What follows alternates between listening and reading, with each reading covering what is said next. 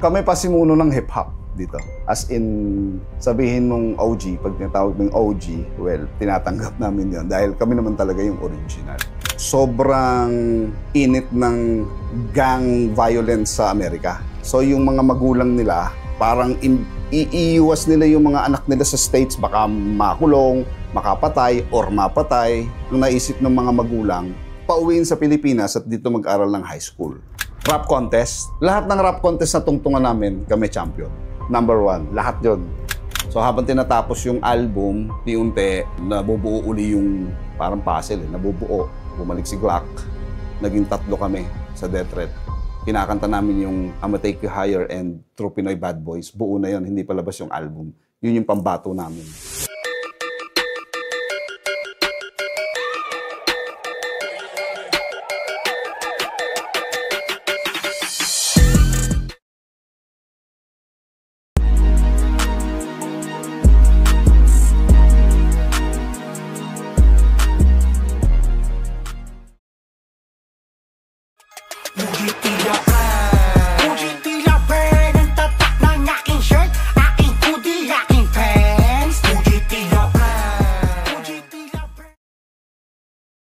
Kung wala kang dati, tapos ang pati mo sobra, ipang dapat gawin bago ka pa magangas. Bumili ka muna, men. Huwag mo malagang pumorma.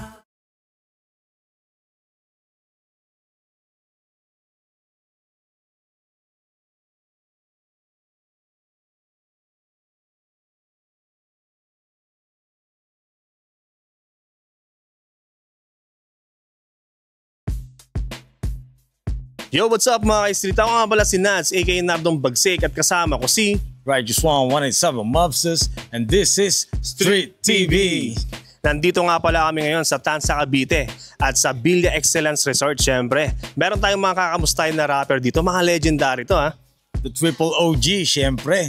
Kings of the Underground, at meron silang album ngayon. Abangan yan, The Last Chapter. Pero bago yan, syempre, huwag niyong kalimutan mag-subscribe at i-follow ang Street TV Official. Like, share, and hit the bell button to keep you updated. Ano pa inaantay natin? Tara na!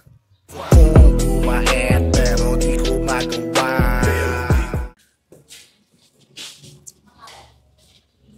Yo, boys! Wala kayo. Welcome sa Cavite, man. Guys, Kamusta biyahe nyo? safe lang, safe lang. Makulang kanina. Bili kayo, sakto. Bili na OG tayo. Beaver, oh. Config, oh. Patel, oh. What's up? Magandang hapon. Ayos lang mo, safe lang. Kaya na. OG! Siyempre, alam nyo na. OG Beaver. OG Beaver. Kain tayo. This is siyempre, Death In the house. What? DTG, baby. What up? Conflict nga pala ng Death Threat at ito ang kwento ko. Halina, sundan ng bakas ng talampakan at halika, ipapakita sa loob ng... Nung wala pa social media, ano yung story? Totoo. Para sa akin, totoo lahat. Kasi kung ikukumpara mo ngayon sa social media, ano yan eh, maraming panggap. Maraming matapang dyan, di ba?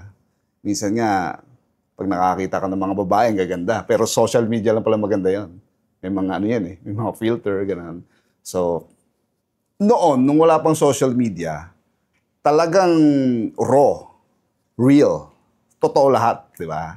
Ganon. So, kumbaga, walang pwedeng magpanggap na matapang ka kasi nasa labas ka sa kalye, hindi ka pwedeng magyayabang, di ba?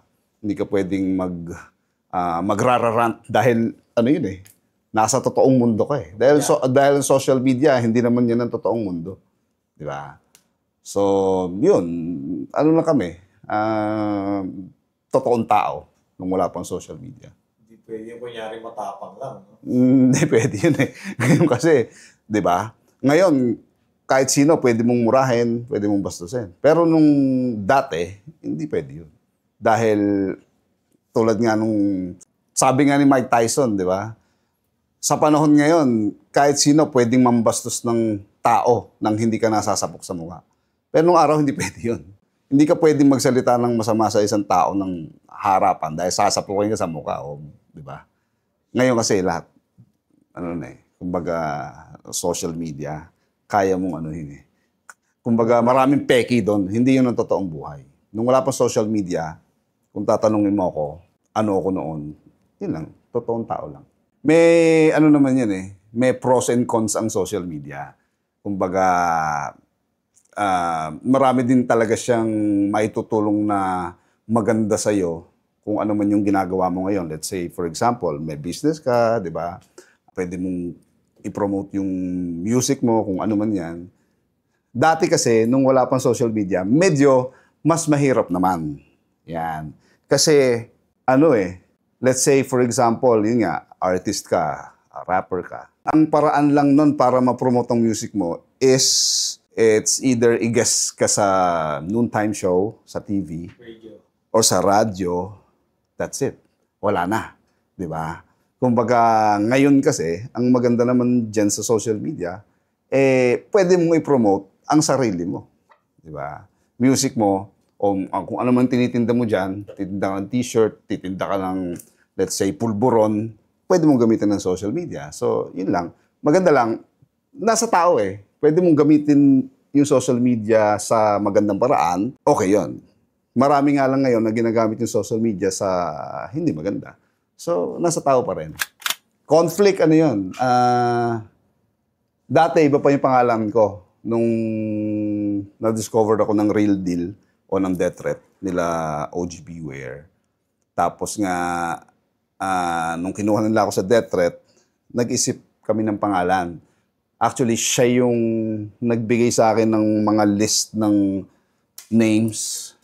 Tapos, ako nag-decide. Kumbaga, parang, oh bro, ito listahan. Options. Meron. Pili ka dyan. Napili ko yung conflict. So, napili yung conflict, may options pa uli yun. 4 na spelling yun. Merong letter C, which is yung tunay na spelling ng conflict. Merong letter K, pero letter T ang huli, conflict. Merong K-O-N-F-L-I-C-K. So, parang tinisipan ko. Ito. Tumisan to. Conflict. Si OG Beware. Bagay eh. Kasi dati pangalan ko, Mad Rhyme. Parang masyado siyang... Okay din naman yung name. Cool naman yung rap name na yon. Pero medyo common yun eh. Maaring yung kabilang crew, pwedeng Mad Rhyme din naisip. So, parang inisip namin, number 1 is... konti lang maging kapareho mo, di ba? And conflict, dahil death threat, parang bagay siya eh. Bagay siya. Kami pasimuno ng hip-hop dito. As in, sabihin mong OG, pag tinatawag mong OG, well, tinatanggap namin yon dahil kami naman talaga yung original. Dahil nung time na yon, 14 years old pa lang ako, bayaw ko si aka Diablo, kumbaga magkakababata na kami. Ano talaga, kami yung kauna-unahang hip-hop crew dito sa Tansa. So, kasi nung time ng 1994, ano pa naman yun eh, konti pa wala pa ka pang mahalos makikitang mga hip-hop nun. So, pag sinabing KFS, grupo namin yon, kilala kami sa buong Tansa, and sa mga other town na kadikit ng Tansa, which is General Trias, Naik, Rosario, hanggang Noveleta, Kawit, Cavite City, kilala kami. Kasi pag sinabi mong KFS, yun yung mga hip-hop sa Tanza, Cavite. Kami yun. So, nagsimula kami 15, 14, nasa tambay na kami araw-araw sa kung saan man, sa mga party, makikita mo kami sa park, sa bilyaran, formado lahat yon. Kumbaga talagang, siyempre, kabataan mo, di ba? Kumbaga, ganap na ganap yung, alam mo yun, yung kultura talagang, pinanindigan mo, bata ka, di ba? So, yun, hip-hop talaga kami nun. Kami yung nagsimula. 11 years old ako, hindi ko pa alam ang hip-hop culture, sobrang bata ko pa. Una akong na-in-love sa pagsasayaw at pagrarap. Pagrarap, meaning hindi pa ako nagsusulat. Ang ibig ko sabihin, kinakabisado ko yung mga rap na narinig ko sa radyo. Nung time na yon, 11 ako or 10, 1990, 1991 yan. Narinig ko na ang bago nun, Andrew and Francis M. Yun yung mga time na bago lang din sila, di ba? Nagustuhan ko agad yun. Kinakabisado ko yung mga kanta nila. Foreign naman, 1991, maririnig mo na yung mga Vanilla Ice, yung mga, basta rap. Yung rap, nung at the early age of 10, talagang alam ko na parang gusto ko to trip ko to sinasayo ko, running man, inaral mo, gusto ko mag-breakdance. Pero hindi ko alam ang hip-hop. Hindi ko alam. Hip-hop na pala yon. So, hindi ko pa alam kasi bata pa ako, 11 ako. Yun yung mga una kong napakinggan. Sila. And then, after couple of years siguro, or nung 13 na ako, 14, ayan na. Kumbaga parang medyo naintindihan ko na yung hip-hop. Masterplan, dumating. Dumating yung Masterplan, and at the same time, mga time na yon, maraming mga amboy ang nag-uwian sa Pilipinas na nakabarkada namin. Kaya sabay yun Influence ng Masterplan, which is local hip-hop group, at sikat na sikat sila noon. Tapos ito yung mga balikbayan, na ganun din yung itsura, ganun din yung pormahan. So yung culture, mabilis naming na-adapt. Parang napag-aralan namin agad, hip-hop pala to. Ito pala yung mga elements ng hip-hop. Breakdancing, etc., etc., parang ganon. So, Masterplan talaga sa local. And then, at the same time, may mga uwi din mga tapes. Siyempre, yung mga balikbayan, nakinig na ako ng mga Snoop Dogg, Dr. Dre, yung album ni Snoop na Doggy Style, mga tape talagang, pag pinapatugtog yung maghapon, yun lang, back and forth, di ba? Yun, Cypress Hill, yung mga yun. Ang istorya nun, ba't maraming mga American boy na umuwi? Kasi during that time, sobrang init ng gang violence sa Amerika. So yung mga magulang nila, parang iiwas nila yung mga anak nila sa States, baka makulong, makapatay, or mapatay. Ang naisip ng mga magulang, pauwiin sa Pilipinas at dito mag-aral ng high school. Pero siyempre, kung bit-bit na nila yung di ba? Pagdating nila dito, hindi rin naman nagpakatino Tapos nakilala pa kami, yung mga local. Nabuo din, naging gang din kami, di ba? Siyempre, ganun pa din. So parang dinala lang nila sa Pilipinas yung culture nila doon. Plus 5 music nila. Oo. So, yeah. So yung source, sila. Mas marami kami na pati mga gears namin doon din lahat sa States galing. 94 yan. 1994.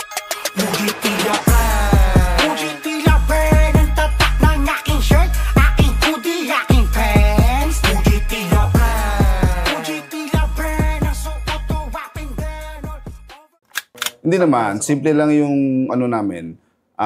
Sakto lang. Hindi naman ako galing sa mayaman, hindi rin kami sabihin mong mahirap. Middle class. So, naigapang naman kami sa private school. Private school naman ako nag-aral. Catholic school. So, 94, nag-rap na kami, pero hindi pa ako nagsusulat. Sumasali ko ng mga rap contest, parang magkakabisado. Kasi magkakabisado ko lang ng mga kunyari, verse ni Snoop or ni Dr. Dre. Panglaban na yun Di ba? 95, 96. 96, fourth year high school.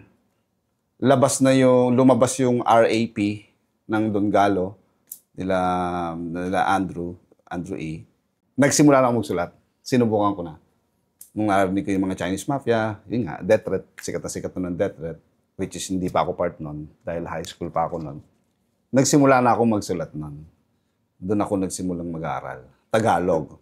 And then, nagagawa ko yung Tagalog na rap. Yun ding time na yon, nag-English na din ako. So, sabay yun. So, nag-rap ako ng English, nagsusulat na rin ako ng Tagalog at the same time. 1996. Corny po. Ano yun, tol? Ano ba yun? Tungkol sa... Ang title is Sexy. Sexy. S-E-K-S-I.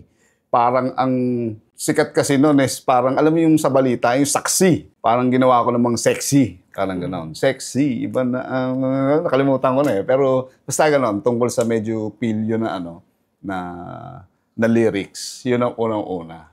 At saka yung Tropang Manolo yata. Parang gano'n. Something like that. Parang tungkol naman to yung sa mga pambata eh. Bata pa kasi kami nun eh. Parang nangiiwan na tropa mo. Parang nanonolo, di kasi nasama. Dinis ko sila nun.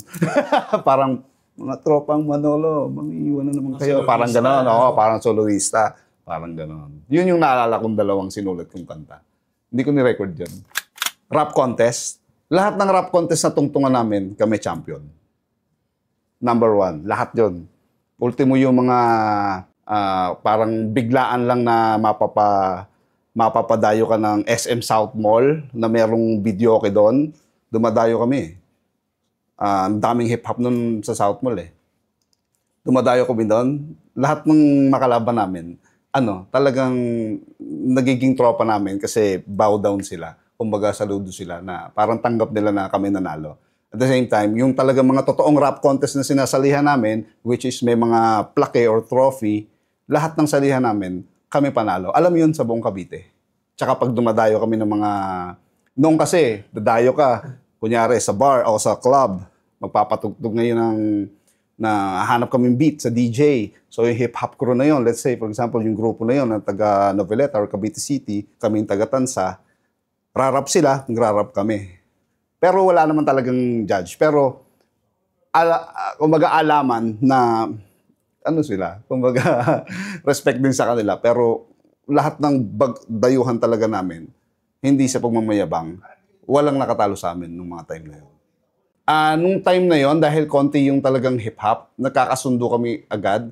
Ang nagiging kaaway namin is yung mga ibang genre, ibang let's say yung mga hindi sila hip-hop, yung mga tambay na na naiinggit, yung gano'n. Kumbaga, naalala ko sa Cavite City, nagrarap ako. Ang beat ko noon is Notorious B.I.G. So yung iba na hindi makarelate, porque dayo kami, parang gano'n. Parang siguro na naangasan, parang mamamak yung ganyan, parang gano'n. Yun yung mga nakakaaway namin. So, yun. Pero yung hip-hop din, dahil konti lang, nagiging magkakaibigan kami.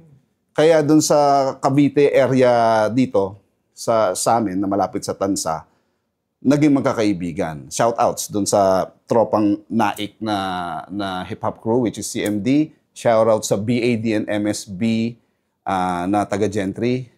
Shoutout sa hip-hop agenda sa Cavite City. Naging kaibigan namin lahat yun, noong time na yan. Tapos ka na sa contest. Paano sila nagkakilala? Ano ba? Meron ka ba? Sige ba? Bago doon bago Kasagano lang to sa... Go. Nung panahon na yun, Kuya Conflict, KFS na po yung Yung grupo namin. Aha.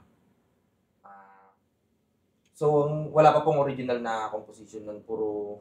Meron. Ayun na. Meron kami mga original composition. Oo, may Tagalog, may English. So, ang style po ng battle na yun, Kuya, parang mag-harap lang kayo sa may Hindi yung parang flip the battle. yung kumbaga, parang kami muna, banat kami, after namin sila naman. Parang ganun. So, ang judging nun, Kuya, parang kung sino yung mas napahype na tao dun. Depende sa mga contest. Marami yan eh. Meron, may judges. May mga judges talaga na may criteria of judging. Meron naman yung audience impact. Palagi kami panalo nun. Lagi kaming champion. Ayun, nung KFS na kami, kung saan nga kami nakakarating ng mga events. One time, meron sa Island Cove, which is sa Kawit, Cavite. Diyan ginanap yung DJ Mixing Championship, yung DMC. Sila Radical MK, sila DJ Koki, yan. Doon ginanap. And then, syempre, kami, tambayan namin yun eh, yung Purple Ostrich, yung club na yun. So, punta kami doon. Guest pa nga nun si Sir Andrew E. Tapos, na-meet namin yung mga artists from Manila. Unang-una namin nakilala doon si DJ RB1. Tapos hawak niya nun yung PD, yung Pamilya de Magiba. Tapos naging kaibigan namin sila nung gabi na yon, parinigan ng rap, ganon. Kumbaga, naka-vibes agad namin sila. And then, the following week, merong event sa Manila, which is sa Music Museum sa Green Hills.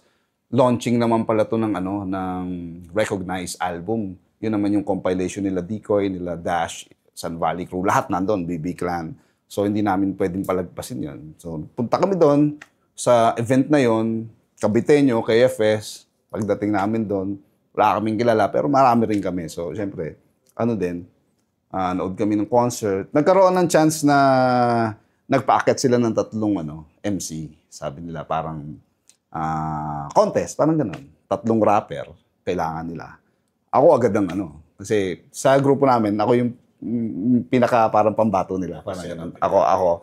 So, pagkakataon mo na. Sampa ako. Yun. 3 kami. 2 ambo yung nakalabang ko. Ito yung first time na natalo ako. Kasi audience impact din to. Audience impact. Kasi nung time na yon, kahit alam ko na mas magaling ako sa kanila, hindi ko kilala yung tao dun eh. Kabiteño kami, di ba? Sila, mga tropa nila yun, kaya mas maraming Pero it's all good, di ba? Alam mo kung bakit? Kasi natalo man ako doon, pagbaba ko ng stage, eto na yung sagot doon sa tanong mo. Nilapitan ako ng may lumapit. Nagbigay ng calling card.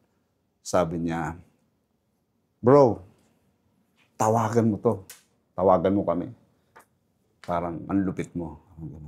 Pagkita ko, number nila, Real Deal Productions, Joker 1, si Joker at saka si Beware Salanga, which is si Beware. Kilala ko yun, siyempre. Sabi ko, tontuwa kami.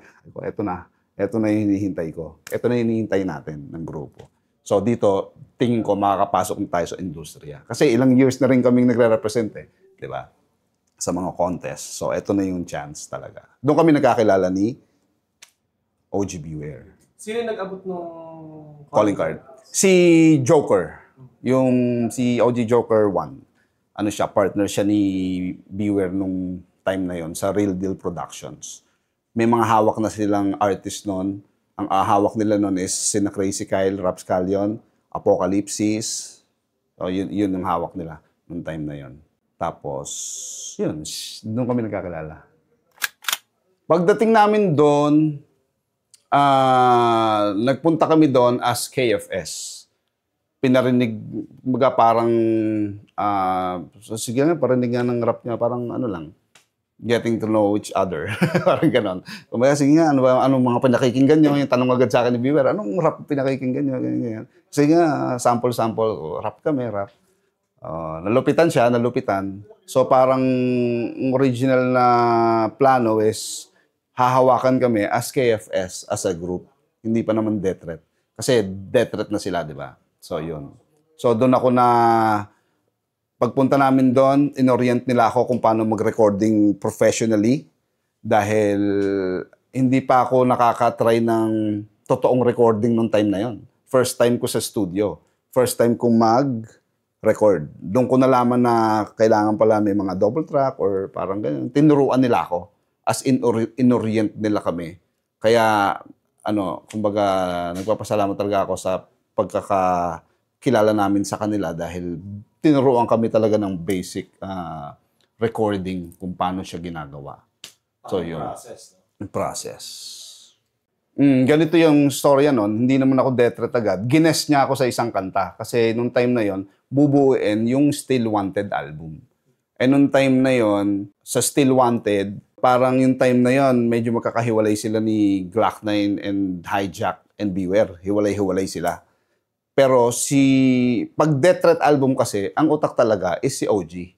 Siya talaga. So, yung mga Beware solo album niya, hindi yun ang priority niya. Parang second na lang talaga yun. Siya talaga ang utak kasi ng Death Threat. So, gusto niyang buuin yung Death Threat album. So, inuunti-unti niya na. May mga beats na sila nun. May mga nakasulat na yung lahat ng title, concept. Halos siya lahat yun eh.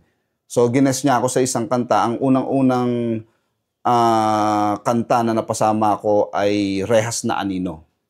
So, binigyan akong title, Umuwi akong Cavite, balik ako the other day or after a couple of days, pinarinig ko, nagustuhan, na-record. Pag-record, medyo na ano sila, parang ang ganda ng timbre ng boses ko, pati ako tontuwa eh. Parang, oh shit, di ba? Parang ano, natutuwa sila. Sa madaling sabi, okay, pasok ako. So doon pa lang, parang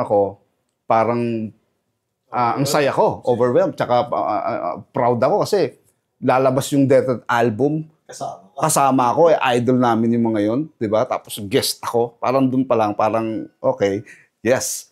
Tapos, sumunod, sabi ni OG Beware, may isa pang kanta, Batang Laboy, sulatan mo din. Batang Laboy, ganun ulit.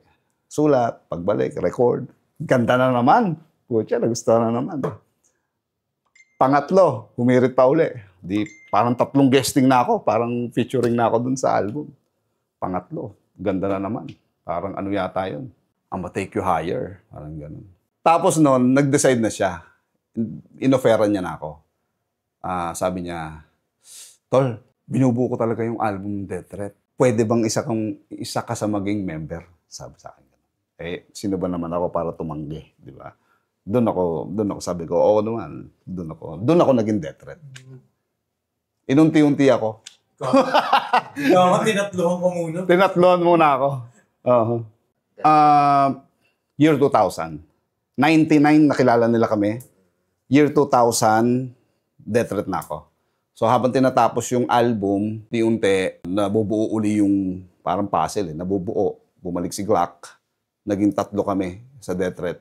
Kinakanta namin yung I'ma Take You Higher and True Pinoy Bad Boys. Buo na yun, hindi palabas yung album. Yun yung pambato namin. So, nung mga time na yun, kami yung nagre-represent kami 3. As unti-unti. Masaya kasi, ano sila eh, happy lahat sila. And very proud yung buong tansa. Hindi lang yung hip-hop. Kasi sikat naman ng Death Threat talaga eh. So, nung nabalitaan, talagang kalat na kalat yun sa buong tansa. Hindi lang buong tansa, halos buong Cavite, yung part ng Cavite na to. Alam na, putya, si Rome naging Death Threat na ngayon. Parang marami nagko-congratulate sa'yo. Kahit yung tindera ng soft drinks, ganon siya kumalat. Na sarap sa pakiramdam kasi parang, putya, parang feeling mo, naging artista ka eh. Parang ganon. Oo, parang ganun. Masaya yung pagtanggap ng mga tao. Hindi sila nainggit, hindi sila proud sila sa akin. Ginawa namin yung Private Dayan. Kasi hindi ko malilimutan yon, unang-una kasama si Sir Francis M. at kasama si Ellie Buendia. Yung dalawa na yon, makasama mo, 'di ba? Ikaw ay dati lang nangarap na bata na makapasok sa industriya. Tapos nakasama mo sila. Which is yun yung pinakaparang pedestal na di ba? Francis and Ellie Buendia yun. Tapos kasama namin ng Death Threat. Yun na siguro yung pinaka hindi ko malilimutan. Kumbaga, Death Threat, parang group kami, pero ang pangarap namin is talagang magkaroon ng solo career ang bawat isa. Parang utang, di ba? May sarili si Method Man, si Riza, si Raekwon. Parang ganun kami. So, nangyayari naman. May mga album si OG Beware, may album si Hijack, album si Glock 9, may album ako. So, pag-usapan natin yung sa akin, ang unang-una kong ginawa na solo outside Death Threat, ang first track na ni-record ko, ang title is Walang Kukurap. Yun yung 2004 Updel ng Still Wanted. Ano yun? Yung kanta na yon nung ni-record ko, ang unang nag-play nun sa radyo, si Sir Francis. Kasi DJ siya nun sa Tagaytay, sa Power 108. Minute ako ni Francis M. sa pinapunta ko. Flick, dalin mo na yung mo. Excited na ako marinig yan. Binigay ko yung kanta ko. As first time ko narinig sa radyo, yung kanta kong solo, dun sa show ni Francis M. sa Power 108. Sobrang tuwa ako nun. Parang, wow. Diba? Then, first project, naglabas ako ng EP, 5 songs, Cara Cruz. Ewan ko kung natatandaan niyo yun. Yung Cara Cruz, Mano Imano, featuring Fat El yun. So, nilabas ko yun, EP, independent. And then, after nun, naglabas ako ng buong album, Lost and Found, ang title naman nun. Nasa mga YouTube din yung mga songs na yun. And then, yun yung second project ko. Third project ko na solo is Mascara Mixtape. Nando naman yung kanta namin ni Ron Henley na Mascara, na na-feature kami sa Wish Bus. And then, na-nominate yung kanta na yon for Hip Hop Song of the Year ng 2021. So, binigyan ako ng plaque ng kumbaga parang appreciation galing sa Wish. And nandun din sa Mascara Mixtape yung collaboration namin ni Looney, which is Tunay na Baliw. Nasa YouTube din yun. And then, after nun, right now, ang ginagawa ko is tinatapos ko yung solo album ko uli, na medyo challenging para sa akin kasi gusto kong subukan na gumawa ng isang album na purong English. Bakit? Kasi naka-base ako ngayon sa Vancouver, Canada. So marami akong nakikilala doon ng mga hip-hop, underground hip-hop groups na iba't ibang lahi. Which is English lahat ng rap doon. So kailangan kong mag-rap ng English para ma-showcase ko yung talent ko sa kanila. At the same time, ma-prove ko sa sarili ko na kaya ko pala yun. Kaya kong gawin yun. So, doon ako nakafocus ngayon. Meron akong isang kanta na English na nasa Spotify na, nasa YouTube na rin, may music video. Ang title is The Genesis. Check nyo po. And then, ngayon, kaka-record ko lang ng follow-up single, which is ang title is Legendary. So, yun. Bubuuin ko yung album ng English. So yun guys, mga kanta ko nasa Spotify, sa YouTube. Ang pangalan ng YouTube channel ko is net.flick. Makikita mo doon yung lahat ng mga songs ko. And type nyo lang Conflict sa lahat ng streaming platforms. Then add nyo lang ako sa Instagram, sa Facebook, Conflict. Yan, makikita nyo na. Tapos ngayon, meron kaming ibabalik na magsisimula uli kami ng hip-hop, ang tawag dito, ng clothing company.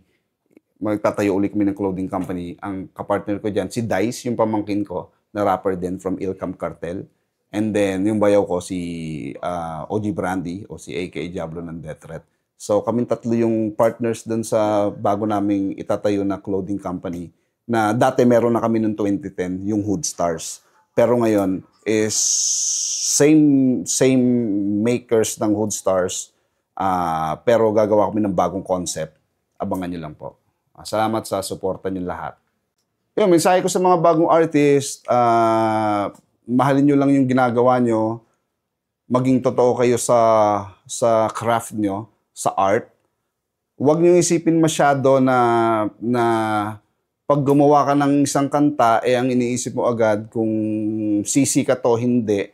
Kasi kapag nag-focus ka doon na gusto mong sumikat yung kanta na yon, yung artistry mo, mako-compromise. Parang ang mangyayari, imbis na yung artist side mo talagang lumabas, ang mangyayari doon, nag-iisip ka ng mga bagay na ano kayang gusto nila. Ang art dapat yon kung ano ang gusto mo. Hindi yung kung ano yung gusto ng tao. Ganun yon, malaya, di ba? Kumbaga, ikaw dapat. So, gawin mo yon. Pag sobrang mahal mo yung ginagawa mo, everything will follow naman eh. Kumbaga, pera, kita, fame, dahil ginalingan mo dun sa art na ginagawa mo. And payo ko doon sa mga bago, kapag nakaramdam kayo ng medyo sumisikat kayo, just be humble, please. Huwag kayong magbago, huwag kayong maging mataas kasi hindi palaging nasa taas ang tao. Ang mangyayari kasi nung kapag nagmayabang ka na, mahirap Pag tumaas yung lipad mo sobrang taas. Pag nasa taas ka na kasi walang ibang pag ganun din yun di ba? So, humble ka lang, tapos i-enjoy mo lang yung blessings mo. Tapos, at the same time, huwag kang masyadong mag-feeling artista. Ganon. Yung parang feel na feel mo. VIP, wag ganon. Kasi, diba? Hindi ikaw yun Hindi ikaw yun. parang hindi maganda. So, yun lang. Yun lang ang payo ko. Maging humble. Once again, this is Conflict of Death Threat. Maraming salamat sa panonood ng Street TV at salamat sa panonood ng storya ko. Gusto ko rin pasalamatan siyempre ang Villa Excellence para sa magandang venue natin ngayong gabi. Peace out. Conflict. Yo, what's your boy Conflict of Death Threat. Please support my new single entitled The Genesis. Nasa YouTube siya and Spotify, Apple Music at streaming platforms. And abangan nyo yung follow-up single ko na ang title ay Legendary. So yun, abangan nyo rin yung album na binubuo ko ngayon. Yo, this is A.K.A. Diablo of Death Threat at pinapasalamatan ko lahat ng mga fans na hanggang ngayon ay sumusuporta pa rin sa nakikinig sa Death Threat. At siyempre, abangan nyo po the last chapter ng Death Threat. At sana po, yung suporta simula una hanggang sa huli po ay maasahan po namin sa inyo. Yeah, ito na yun, Death Threat 8. Yeah. Matagal namin ginawa ito, marami na rin naghintay at nagkabang. At finally, ito na po ang This 2, which is parang the side A ng album namin. May side B yan usually, di ba? So, ito pa yung una. This one is side A. Lumabas na po, please support. June 27, lalabas na sa Friday yung buong album namin. Not only Spotify, but lahat ng Twitter, basta lahat ng mga digital platforms na yan, lalabas yung album namin. Abangan niyo po, sana po supportahan niyo. I-click niyo lang po yung button na yan. At malalaman namin kung sumusuporta pa rin kayo. At this 2, at yung mga nagtatanong sa akin sa this 2, lalabas yun sa first week ng August. I'm trying my best, pero ang target date ko is first week ng August lalabas yung second disc ng. So, mas more on maririnig yung hard side ng Death Threat dito. So, abangan nyo yan. Meron tayo ilang kanta na niremix namin, suppressa namin yan. So, this 2 side B, August 2025, lalabas yan. Death Threat 8, magkakasama pa rin kami. Siyempre, including Joe Hassel. Wala lang siya dito ngayon. Pero ito ulit, magkakasama kami. Sana yung mga gustong kumuha sa amin as a show, as a group, open pa rin kami for bookings. Email nyo lang, isa sa amin. At please, in contact with us kung gusto nyo kunin ng Death Threat. Madali kami kausap. At the same time, meron kami mga merch, Death Threat clothing, yan. Kung ano-ano pa. Please support DTG. Alam ko, sleeping giant ang Death Threat. So ito, nagising na ulit kami. At magigising kayo, syempre dahil sa pasabog namin sa album na to. Alam ko, meron pa rin nagmamahal sa Death Threat. So, respeto sa inyo. One love pa rin, baby. Fat L in the house. Battle of Death Threat. Syempre, nasabi na ng mga kagrupo ko halos lahat. So again, the last chapter, disc 1, release na. Abangan nyo yung disc 2, lalabas din. And maraming salamat sa walang sama pagsuporta sa Death Threat. Abangan nyo pa ako ang mga susunod na kanlabas ang release ng kanta namin at sa mga shows. Kita-kita tayo. And, pahabol, babalik nga pala yung ano namin, yung siyempre supportahan yung DT merch namin, no? Tapos meron kaming Hood Stars na tinayo namin 2010. Babalik namin, pero i-buy namin yung portion. So, saka siyempre, bago ko makalimutan, partner kami yung A.K.A. Diablo at saka ni Dice ng Il Camp Cartel. Saan mo ilalagay yung shop sa Tansa? Tansa muna. Tsaka bago ko makalimutan, pasalamatan ng aking Inang Sinchan Soy. Siyempre, sa paggamit namin sa Villa Excellence Wave Pool Resort ninyo. Maraming salamat po at napamerienda pa kayo sa amin, nakakahiya naman. Pero thank you very much at sa mga fans, subukan niyo po ang Villa Excellence Wave Pool Resort. Napakaganda po. The best. Number 1. Parang wala ka sa Pilipinas pag napuntahan niyo po ito. Napakasarap at napakaganda po ng ambience dito. Number 1 sa Tansa to. Number 1 sa Tansa. Yan. Once again, kami po ang Death Threat! Bang! Okay. Back up. Thank you.